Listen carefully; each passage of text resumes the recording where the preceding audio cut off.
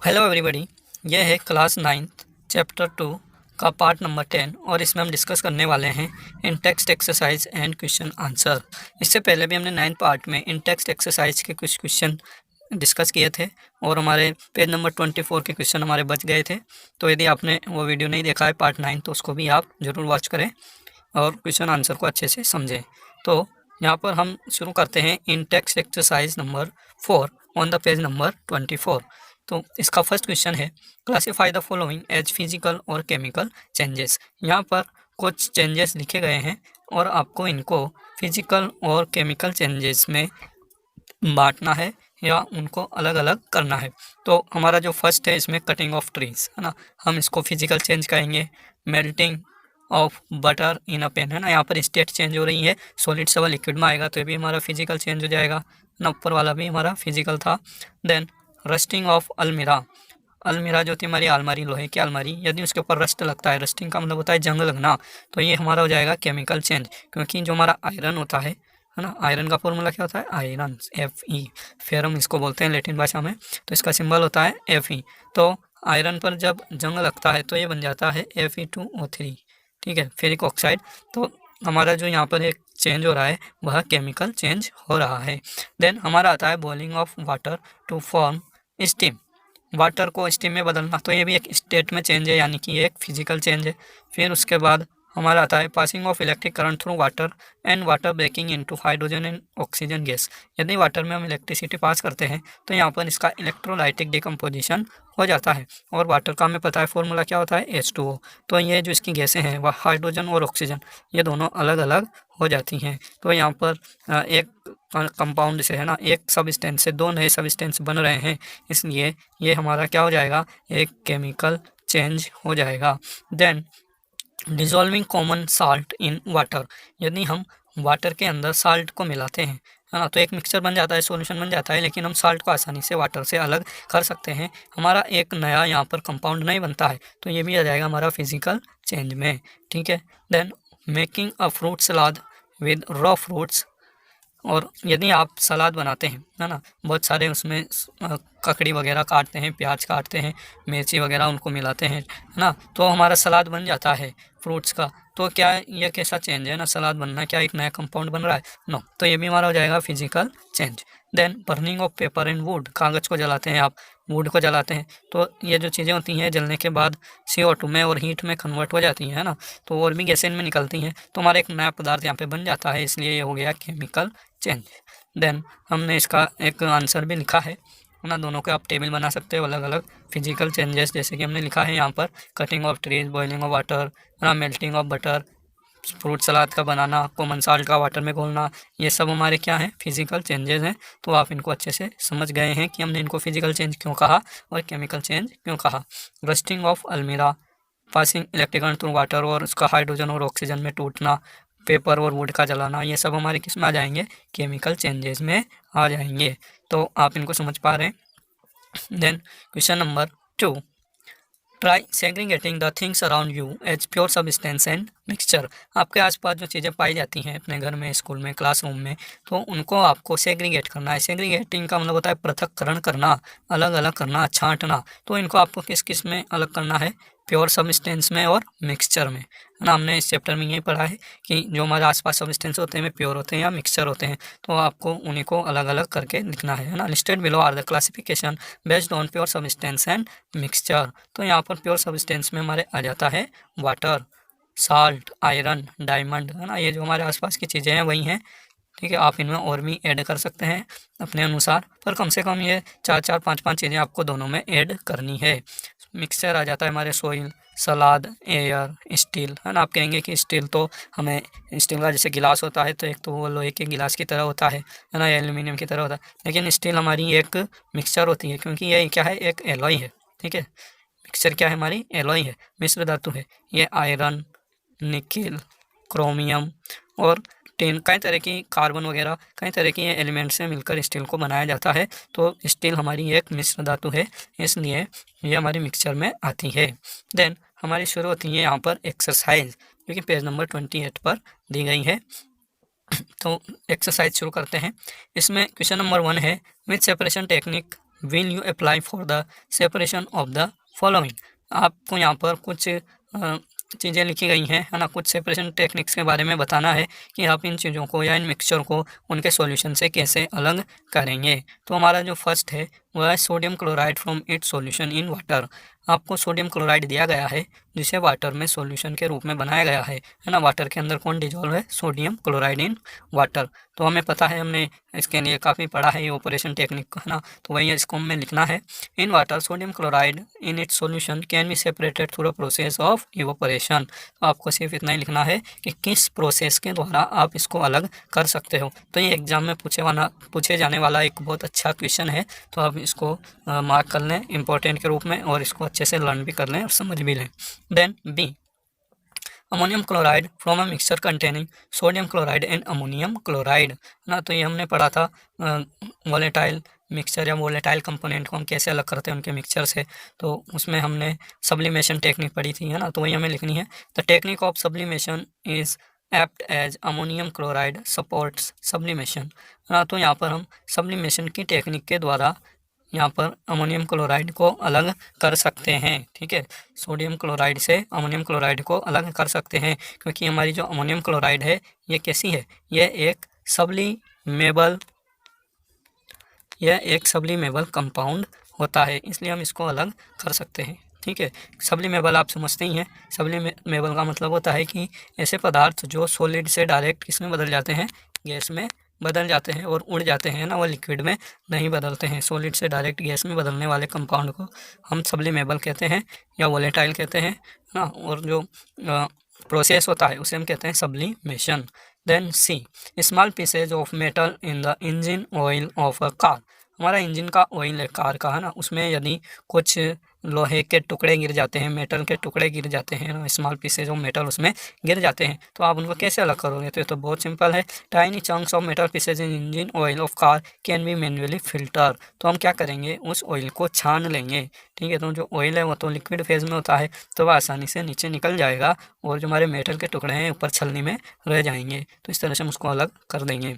Then D आता है, different pigments from an extract of flower petals, है ना। ये भी हमने पढ़ा था क्रोमेटोग्राफी टेक्निक्स में कि जो कलर्स होते हैं, हमारे पिगमेंट्स होते हैं, उनको अलग करने के लिए हम क्रोमेटोग्राफी टेक्निक का यूज करते हैं। तो वही हमें लिखना है, chromatography can use for the fine segregation of various pigments from an extract of flower petals, है ना। तो क्रोमेटोग्राफी का यूज करके हम फ्लावर पेटल्स में जो पिगमेंट्स होते हैं उनको अलग अलग कर सकते हैं, सेग्रीगेट या पृथक्करण कर सकते हैं। Then E, butter from curd. आपके पास दही है, दही में से आपको बटर निकालना है ना। दही में से क्या अलग करना है? बटर। मक्खन अलग करना है तो हम सब जानते ही हैं कि हमारी जो सेंट्रीफ्यूगेशन टेक्निक होती है, घर में छाछ भिगोते हैं, है ना, मशीन के द्वारा भी, तो उसमें सेंट्रीफ्यूगेशन टेक्निक यूज होती है। तो the technique of centrifugation can be applied to separate butter from curd. तो यहाँ पर हम सेंट्रीफ्यूगेशन टेक्निक का यूज करके बटर को कर्ड से अलग कर सकते हैं। It is based on the concept of difference in the density. और सेंट्रीफ्यूगेशन का जो हमारा कंसेप्ट होता है, सिद्धांत होता है, थ्योरी होती है, वो क्या होती है कि जो दो पार्टिकल्स होते हैं हमारे या दो कंपोनेंट्स होते हैं किसी मिक्सचर के अंदर, उनकी डेंसिटीज़ में डिफरेंस होता है और उसी डिफरेंस इन डेंसिटी के कारण वे दोनों अलग अलग परत बना लेते हैं जब उनको हम एक जोरदार तरीके से घुमाते हैं ना। घुमाना मतलब सेंट्रीफ्यूज करना।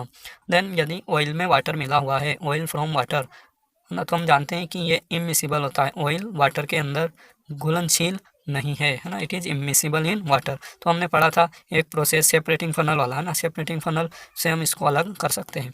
To separate oil from water which are two immiscible liquids. ये दोनों कैसे लिक्विड है? इमिसिबल मतलब अघुलनशील, ये एक दूसरे में घुलते नहीं हैं। Which very in their densities, और इनकी डेंसिटीज़ भी अलग अलग होती हैं, इसलिए दो परतों में हमें अलग अलग दिखाई देते हैं कुछ देर इनको अनडिस्टर्ब्ड छोड़ने पर।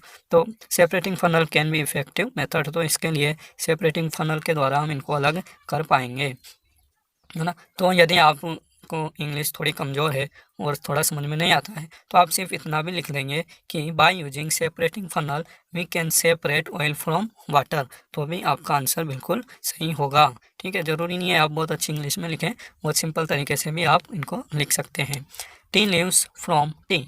आप चाय बनाते हैं ना, चाय में पत्ती डालते हैं, चाय की पत्ती, और फिर उसको आप चाय की पत्ती को अलग करते हैं। तो कौन से प्रोसेस से अलग करते हैं? तो वो तो एक बहुत सिंपल तरीका होता है फिल्ट्रेशन का। छलनी के द्वारा हम चाय को क्या कर सकते हैं, उसमें डालकर अलग कर लेते हैं, कप में छान लेते हैं। तो इस तरह से हमारी फिल्ट्रेशन मेथड के द्वारा हम टी लीव्स को टी से अलग कर सकते हैं। Tea leaves can be manually separated from T using simple filtration method, है ना। सिंपल छानने की क्रिया द्वारा हम इसको अलग कर सकते हैं।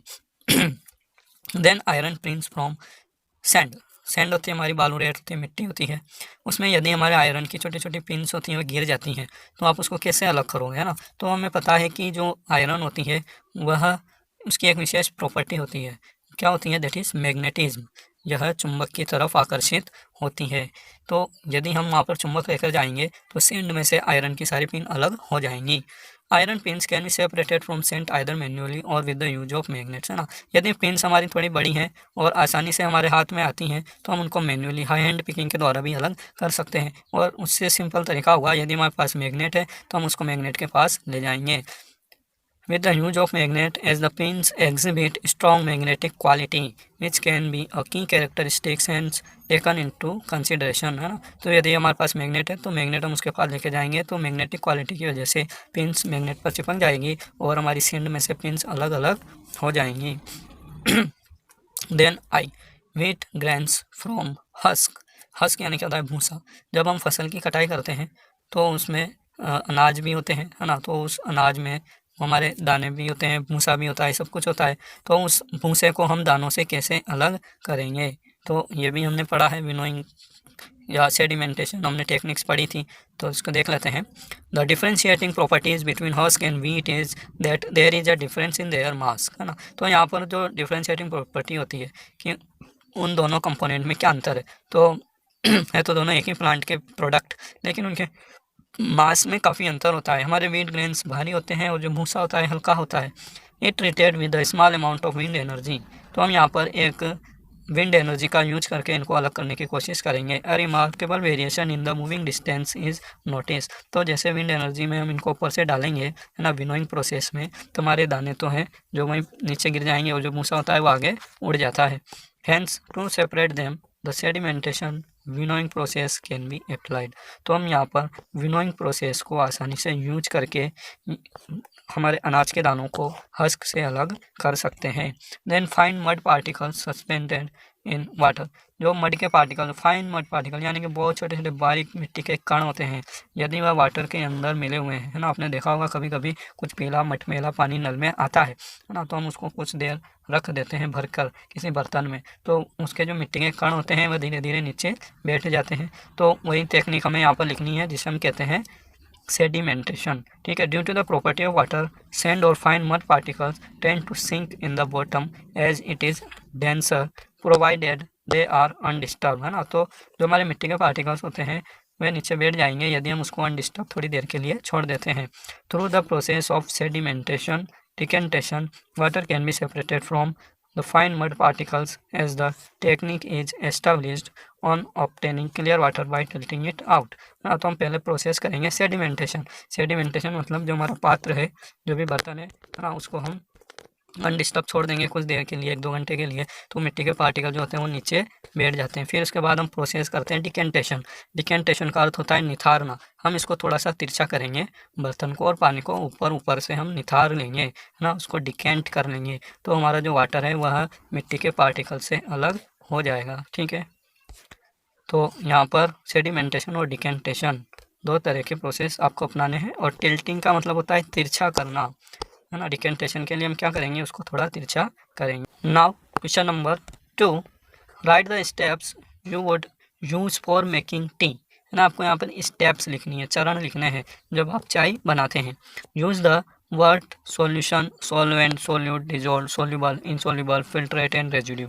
तो चाय बनाने की प्रक्रिया को आपको एक साइंटिफिक तरीके से लिखना है और उसमें जो वर्ड्स दिए गए हैं इनका यूज भी करना है, ठीक है। तो इन चीज़ों को हमने पढ़ा है तो आप आसानी से इनको लिख सकते हैं। जैसे हमारी जो फर्स्ट स्टेप होगी वह होगी into a vessel add a cup of milk which is the solvent supply it with heat, है ना। सबसे पहले हम क्या करते हैं, एक वेसल लेते हैं, उसके अंदर थोड़ा मिल्क डालते हैं जो कि क्या होता है, हमारा सॉल्वेंट होता है। इसी के अंदर हम दूसरी चीज़ें या कंपोनेंट्स ऐड करते हैं। तो हमारा सॉल्वेंट कौन हो गया, मिल्क, ठीक, और इसको हम थोड़ा गर्म करते हैं। बी, ऐड टी पाउडर और tea leaves to the boiling milk. अब उबलते हुए मिल्क में हम क्या डालते हैं, चाय की पत्ती को डालते हैं। विच एक्ट्स एज सोल्यूट, और वह हमारी क्या है, यहाँ पर सोल्यूट है। सोलवेंट में हमने क्या मिला दिया, सोल्यूट, तो हमने 2 वर्ड को यूज यहाँ पर कर लिया, कंटिन्यू टू हीट, और अब हम लगातार उसको उबालते रहते हैं। The solute that is the T powder remains insoluble in the milk which can be observe while it is still boiling.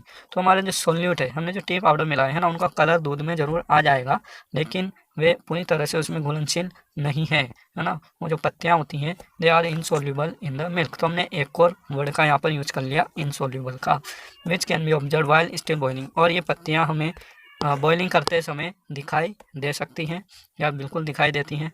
D, at this stage add some sugar to the boiling solution while stirring, और इस stage पर जब आपके चाय की पत्ती ने अच्छा कलर दे दिया है, हम क्या डालते हैं, उसके अंदर कुछ शुगर डालते हैं इस बॉइलिंग सॉल्यूशन में। अब हमारे पैन में जो पात्र में जो भी पदार्थ है, वह क्या एक बॉइलिंग सॉल्यूशन है। देन ई स्टेप में क्या लिखना है, sugar is a solute but is soluble in the solvent. Sugar भी हमारा एक तरह का सोल्यूट है, लेकिन यह सॉल्वेंट में, जो कि हमारा मिल्क है या जो बॉइलिंग सॉल्यूशन है, वह हमारा अब सॉल्वेंट कहलाएगा, और वह अब सोल्यूट में और जो शुगर है वह सोल्यूबल है, घुलनशील है। चाय पूरी शुगर जो होती है वह पूरी तरह से चाय में घुल जाती है, तो हमने एक और वर्ड का यूज किया, soluble. Then F, continuous stirring causes the sugar to completely dissolve in the tea solution hence reaching saturation।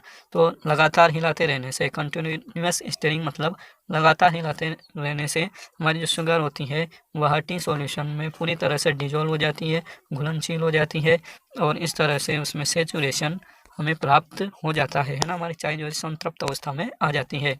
Once the raw smell of the tea leaves is vanished and tea solution is boiling enough take the solution of the heat.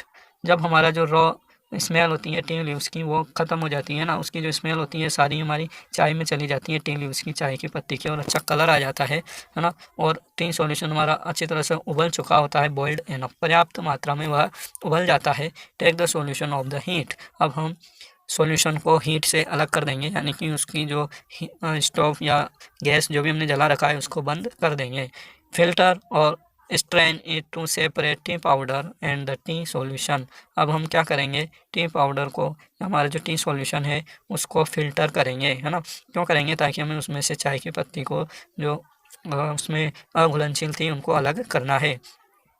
The insoluble tea powder remains as a residue while the solute sugar and the solvent essenced milk solution strained through the filter medium which is collected as the filtrate। तो जो हमारा insoluble T powder था, चाय की पत्ती थी, वह क्या होती है, रेजिड्यू के रूप में, है ना, वह रेजिड्यू के रूप में ऊपर छलनी में रह जाती हैं, और जो हमारा सोल्यूट था, शुगर था और सोलवेंट था जिसमें मिल्क भी था, वे सब स्ट्रेन हो जाते हैं, वह नीचे निकल जाते हैं फिल्टर मीडियम में, which is collected as filtrate, है ना। तो हम यहाँ पर और अच्छे शब्दों को यहाँ पर सीख पा रहे हैं, साइंटिफिक लैंग्वेज में हमारे वर्ड्स होते हैं, है ना। हमने जब फिल्टर किया, जैसे कि हमारी चाय की छलनी है, ठीक है, इसमें हमने क्या डाली, चाय डाली, तो चाय की पत्ती जो यहाँ पर रह गई रेजिड्यू के रूप में, ठीक है, उसे हम क्या कहते हैं, रेजिड्यू कहते हैं।